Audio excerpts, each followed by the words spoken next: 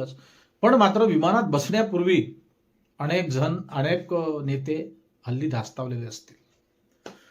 तर तुम्हाला ठाऊक असेल, मी त्या दिवशी एका व्हिडिओमध्ये म्हटलं होतं की 1965 पासून तर 2026 पर्यंत बलवंतराय पासून या दुर्घटनेची सुरुवात झाली असावी कदाचित. त्याआधी झाले असेल, पण माझ्या माहितीप्रमाणे गुजरातचे मला वाटते ते नेते होते बलवंतराय. 1965 मध्ये विमान अपघातात ते गेले आणि त्यानंतर 1965, त्याच्यानंतर 70, 72, त्याच्यानंतर 80, 81, त्याच्यानंतर 90, 2009 पर्यंत, 2010 मध्ये मला वाटतं कोणतरी नेता गेला.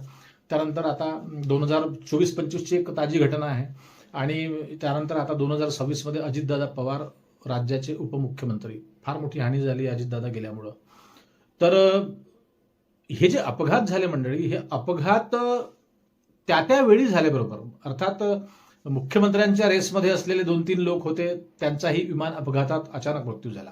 म्हणजे ते घडणं, राजकारणातली एखादी घटना घडणं, एखादा विषय होणं किंवा काही वैर निर्माण होणं आणि तात्काळ मग असा अपघात होणं, म्हणून लोकांना शंका येते. आणि शंका कुणाकडे येत असते तर ज्याच्याकडे चाब्या असते, ज्यांच्याकडे सत्ता असते, त्यांच्यावर लोकांची शंका. लोक उघड बोलत नाही, तुम्हाला सांगतो मी, कोणीच उघड बोलणार नाही, पण लोकांच्या मनामध्ये मात्र शंका असते की हे कदाचित सत्ता पक्षाचाच डाव असावा. तर हल्ली राजकारणाची परिस्थिती महाराष्ट्रातली याच प्रकारची आहे, त्यामुळे लोकांना शंका येणं स्वाभाविक आहे.